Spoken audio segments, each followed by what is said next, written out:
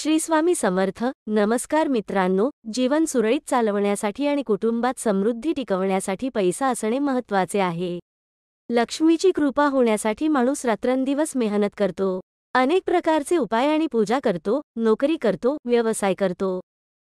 परंतु बऱ्याच वेळा व्यवसायात कठोर परिश्रम करूनही एखाद्या व्यक्तीला पुरेसे पैसे मिळत नाहीत, जेणेकरून तो आनंदाने आणि शांततेने जगू शकेल. यासाठी वास्तुशास्त्रात व्यापार वृद्धी यंत्राचा उल्लेख करण्यात आला आहे, ज्याची स्थापना करून व्यवसाय वाढू लागतो. आज व्यवसाय वृद्धी यंत्राविषयी अधिक जाणून घेऊया. आमच्या चॅनेलवर नवीन असाल तर लगेच सबस्क्राईब करून लाईक व शेअर करा. या धातूवर हे व्यवसाय वृद्धी यंत्र बनवा. व्यापार वृद्धी यंत्र तांबे, चांदी किंवा सोन्याच्या कागदावर किंवा स्फटिकावर बनवावे असे ज्योतिषी सांगतात.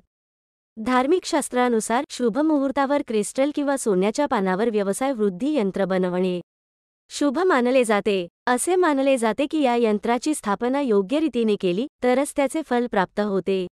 यामुळे व्यवसायात यश मिळते आणि गरिबी दूर होते. व्यवसायात फायदेशीर. जर एखाद्या व्यक्तीला व्यवसायात नुकसान होत असेल किंवा नवीन व्यवसाय सुरू करत असेल तर व्यापार वृद्धी यंत्र शुभ सिद्ध होऊ शकते. एवढेच नाही तर व्यवहार करताना या यंत्राची पूजा आणि दर्शन केल्याने यश प्राप्त होण्यास मदत होते. खूप प्रयत्न करूनही व्यवसायात तुमचे नुकसान होत असेल तर व्यापारी वृद्धी यंत्र तुमच्या दुकानाच्या पूर्व किंवा उत्तर दिशेला लावा. त्याचबरोबर आर्थिक समृद्धी हवी असेल तर व्यापार वृद्धी यंत्रासमोर गाईचे दूध शुद्ध अंतःकरणाने अर्पण करावे.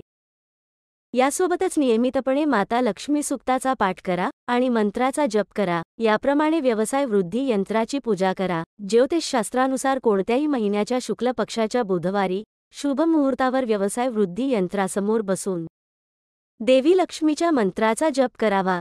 असे केल्याने पैसा येतो. त्याची नित्य पूजा करावी. पूजेच्या वेळी यंत्रावर अत्तर शिंपडून उदबत्ती, दिवा, नैवेद्य दाखवावा. रात्रंदिवस मेहनत करूनही तुम्हाला नुकसान होत असेल तर व्यवसाय वाढीचे यंत्र पूर्व किंवा उत्तर दिशेला लावा आणि विहित पद्धतीने पूजा करावी. अशा रीतीने तुम्ही व्यवसाय वृद्धी यंत्राची स्थापना करू शकता. अशाच नवनवीन माहितीसाठी आमच्या चॅनेलला सबस्क्राईब करून लाईक करा. पुन्हा भेटू अशाच नवीन भागात.